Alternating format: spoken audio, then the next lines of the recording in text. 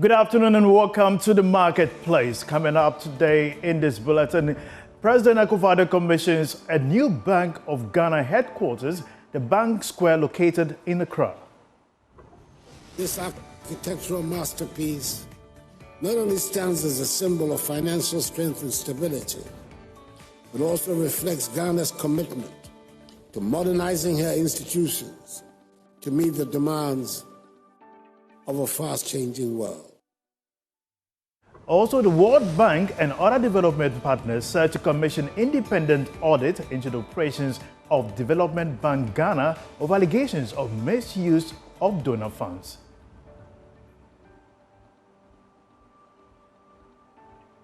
My name is Winston Taki. Now let's bring you an update on how the Ghana cedi is performing against major global currencies on the currency market.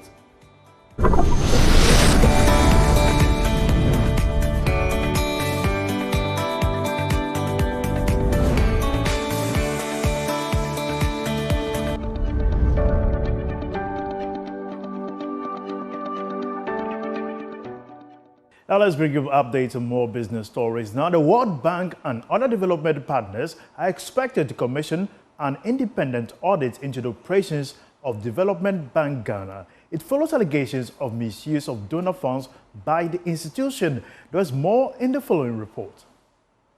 Joy Business understands that this audit will be carried out in a way that will ensure there has been value for money in terms of funds allocated to Development Bank Ghana by these partners.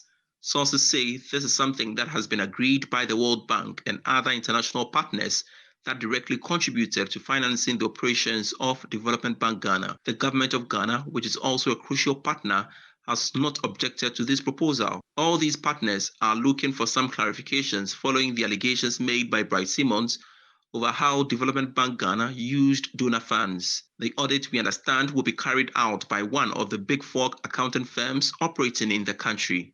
The World Bank and its partners want this action to be carried out in a way that will not create issues for Development Bank Ghana. Any action that they, the partners, will take, including the government of Ghana, will be dependent on the outcome of this independent audit. The World Bank, in a statement issued by the group yesterday, noted that it is engaging its key partners over happenings at Development Bank Ghana. The World Bank, in the statement, maintained that it takes issues about business relationships and trust very seriously, hence the decision to adopt this posture on the matter. Development Bank Ghana has, however, denied all the allegations put out by Money Ghana Vice President Bright Simmons, insisting it carried out its operations in the best international standards.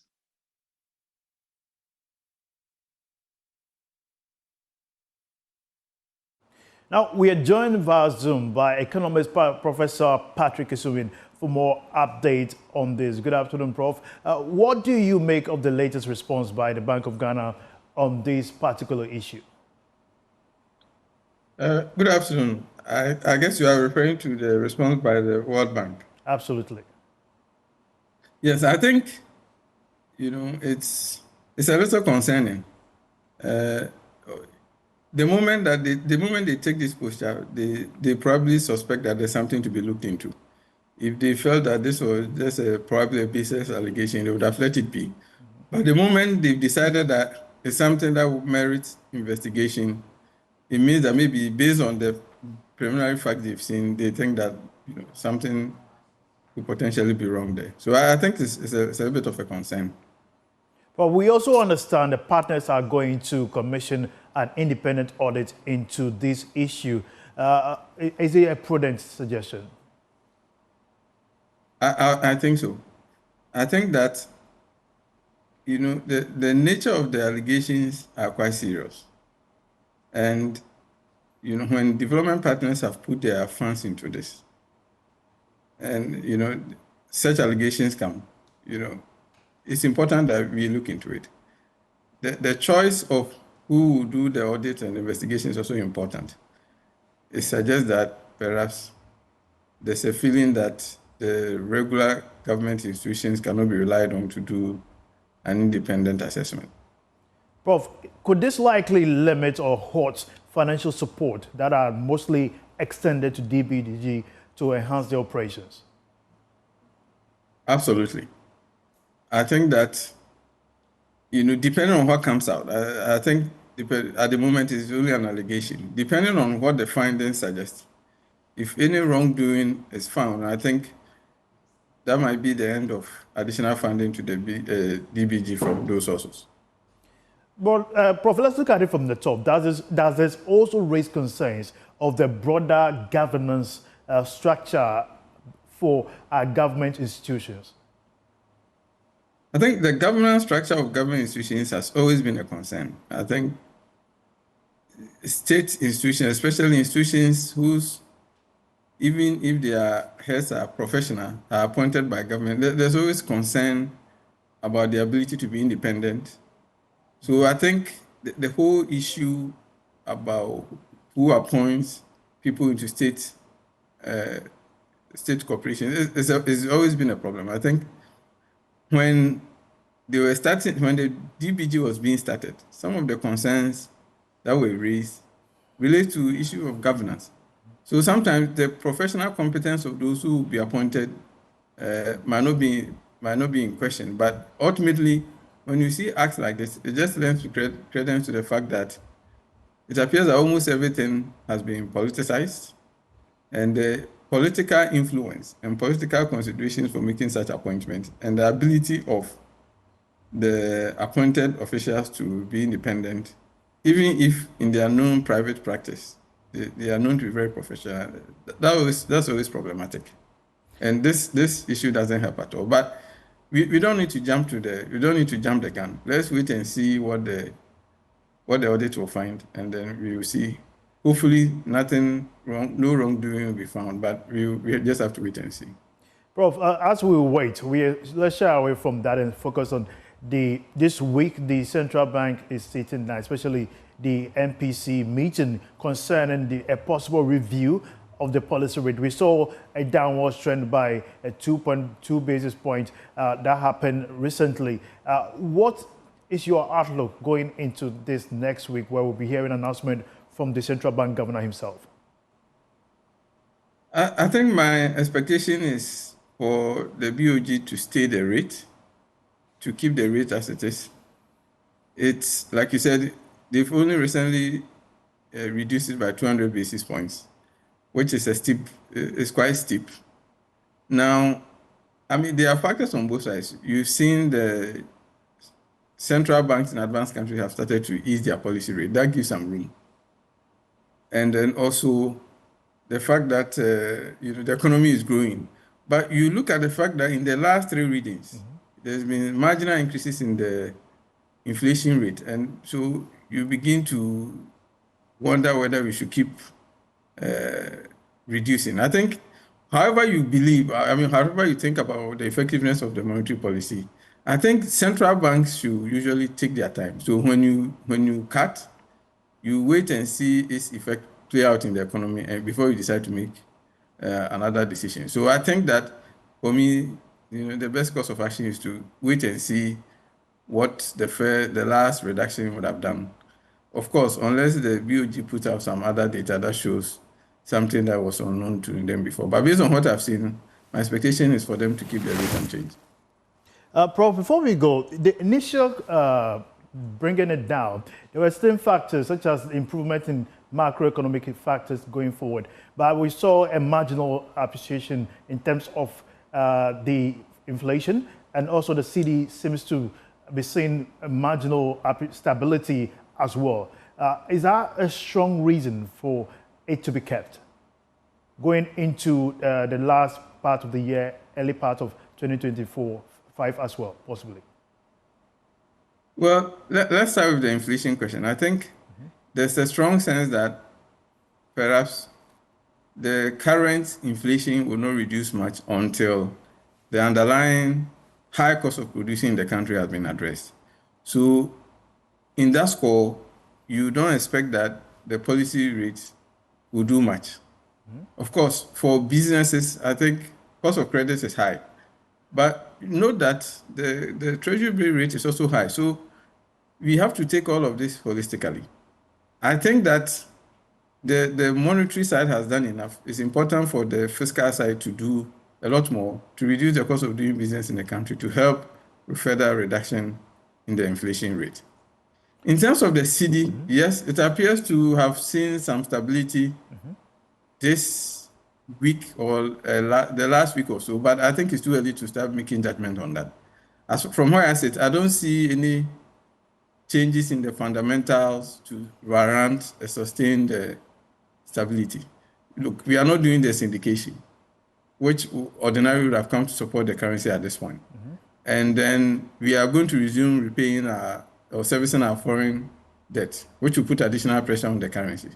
So I think I would rather want to see this play out for maybe 3 or 4 weeks for us to see a clear pattern. Prof, I will give you a handshake to tell you thank you for making time with us here on the show. But we'll continue on subsequently in our conversation later on. Now, we move to another very interesting conversation, especially in our energy sector. President Akufo-Addo has commissioned a 200 megawatt combined cycle power generation project as part of effort to ensure constant supply of electricity. The project, located at Akpon in the Tema industrial area, is the first phase of 515 megawatt project at a cost of $1.2 billion. At the event, President Akufo-Addo assured that the country will strive for energy efficiency, avoiding a past of erratic power supply. He believes a stable power grid will stimulate economic growth. Tema correspondent Kwame Yanka has the rest of the story. To adopt this posture on the market.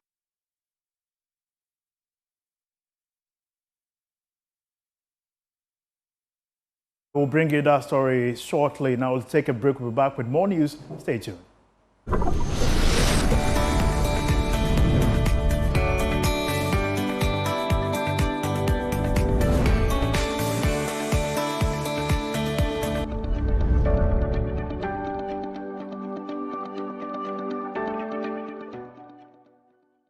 Welcome back to the marketplace. Now to more business news. President Nana Addo Dankwa Akufo-Addo has officially commissioned the Bank of Ghana's new headquarters, known as the Bank Square in Accra, describing the edifice as a testament to the bank's financial strength and resilience.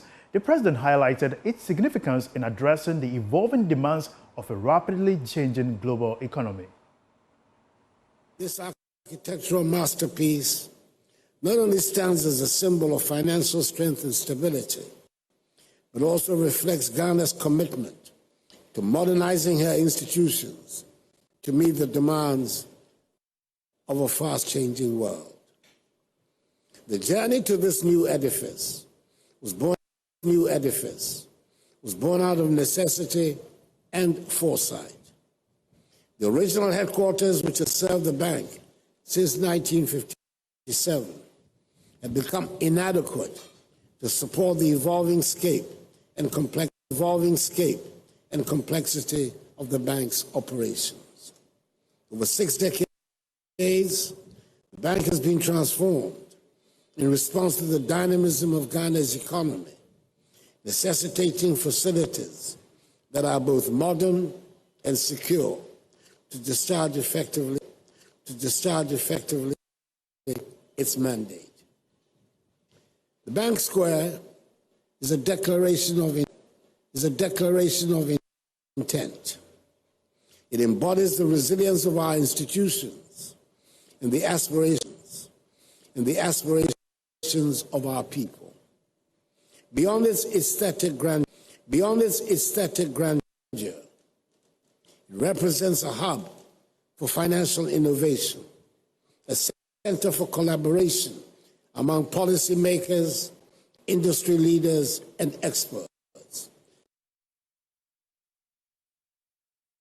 Now, moving on, the CEO of IPMC, Amardeep Singh Hari, has called on the government to address the fundamental economic challenges impacting citizens. Speaking at the CEO Summit in Accra, Mr. Hari emphasized that tackling these issues is crucial for the nation to achieve self-reliance in the medium to long term. Technology is only a tool for progress. But for this progress to achieve, the fundamentals need to be correct. You can get the best of technology for your Tesla car, But if there are no wheels, the car wouldn't move. And that's the same thing which applies to a nation. The fundamentals of any country are the basic needs of its citizens. And that is no other than food, clothing, and shelter. There is a need for every country to become self-reliant in these three things. Taking example of the food when it comes to Ghana, we still carry the old colonial mindset. Wheat cannot be grown into this country. It needs cooler climates. But our favorite is wheat bread or rice, which comes from the Far East. And that is more and more becoming our staple food. But our traditional staples, whether it was maize or millet, they are disappearing from everywhere without realizing that these staple grains of Africa, maize and millet, are healthier than any other grains in the world. And probably this is the reason why African man physically is stronger than the rest of the world. Now, the Bono Regional Office of the Food and Drug Authority has embarked on a public awareness campaign aimed at sensitizing the public on the need to check for the expiry date of food, consumables, and other products before buying. The move, according to the Principal Regulator Officer of the FDA, Francisca Patoa-Jakpo, is to help minimize the risks of foodborne illness during the Christmas festivities. And now Sabit monitored the One Consumer, One Officer engagement at Wenchi New Market and now report. The 2024 edition of the One Consumer, One Officer campaign, organized by the Bono Regional Office of the Food and Drugs Authority, was held at the Wenchi New Market with staff of the authority engaging various traders across the market to sensitize them about the need to stay vigilant and not fall victim to unsafe products amidst the excitements and high consumer activities during the Christmas season.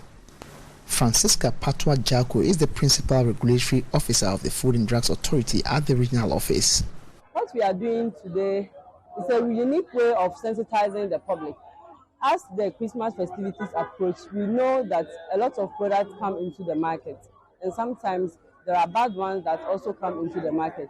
And people take advantage of the festivities to deface products, to bring in unregistered and fake products onto the market. So the FDA decided that as the festivities approach, we will go to the market, we will get closer to the consumers so that we can educate them on how to ensure food safety. So we decided to brand it or name it One Consumer, One Officer. Francisca Patoa admonished consumers to ensure that they check labels as well as expiry dates of products they buy to stay away from food poisoning.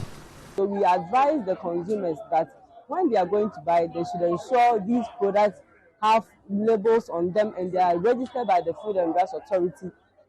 The expiry dates are intact. Their dates have not been defaced. We've been having issues whereby when the products are expired, the retailers peel off and put in a new expiry date. So we are trying to draw the attention of consumers to all these acts. The Food and Drugs Authority is also cautioning the general public, particularly event organizers, to ensure that service providers are licensed to minimize foodborne illnesses. If you are organizing any event and you need these services, ensure you get the services from licensed operators. People FDA has license to operate.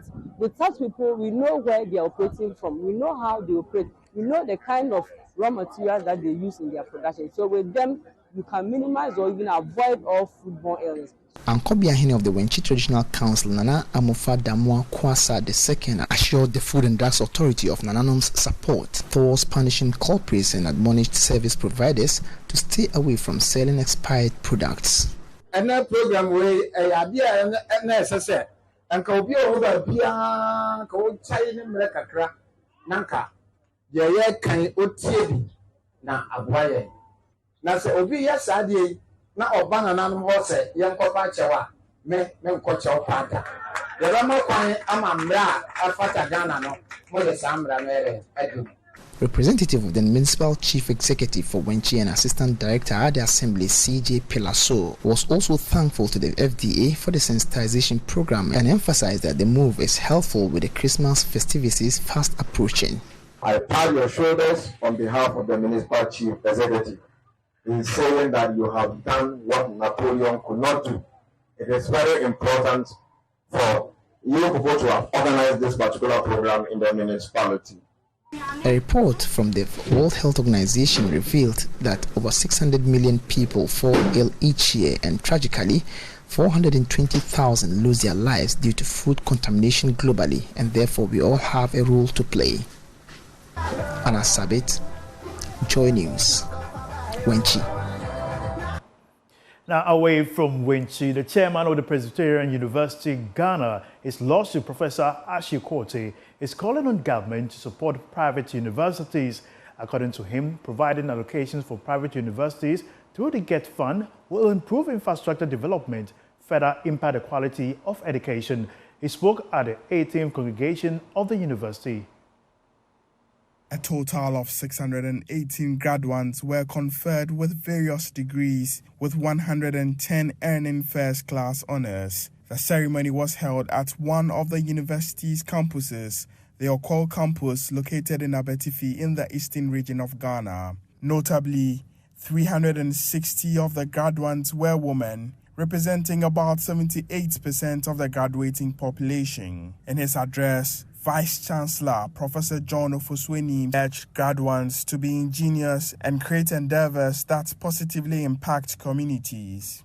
As educated citizens and future leaders, you carry a responsibility not only to contribute to our society's growth, but also to uphold the values that keep us united.